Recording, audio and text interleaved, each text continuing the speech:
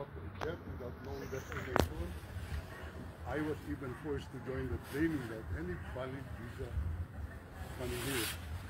Sir, can we expound lang when you said that there is no President Duterte inside? They're telling me that there is no Rodrigo R. Duterte inside this facility.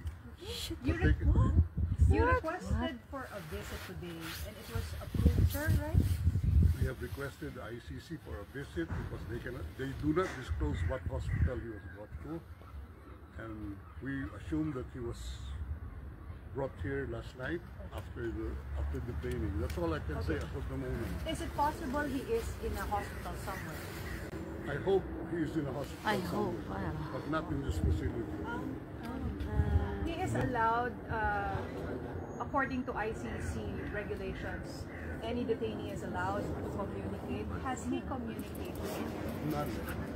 Zero, sir. We don't have any opportunity. We don't know where he is right now. He doesn't have any. He doesn't even have his medicines with him. Oh God! Sa ambulance sumakay. Sinakay siya sa ambulance, binigay lang namin yung mga records yung sa kanya. And sabi, he will be well taken care of. Right. And we will be informed immediately of the name of the hospital. But hanggang ngayon, Nakakalungkot po. nakakalungkot ganito ginagawa nila. So, Sec, what's the next step? What are the plans? We are going back to the ICC and ask them where he is right now.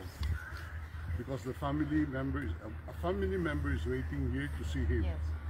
How is the Vice President? Well, she's waiting. Okay. And I would assume the president would want to see one of the members of his family. So, Sec, the Vice President wants to see him. Is there a schedule for her visit now? That's what we are arranging, but we're at a loss where he is right now. So, how about you, sir? Alis muna pa ba kayo? Alis ako dito. Pinapalabas nga kami. Oh. Anong gusto nila gawin? Standby ako dito. Yung lamig-lamig. Ano po yung response na sa inanong request po kayo for a visit? Wala. Ayan. Tama nga. Sinabi na sa ospital daw. Wala akong Tama ang preso with the name of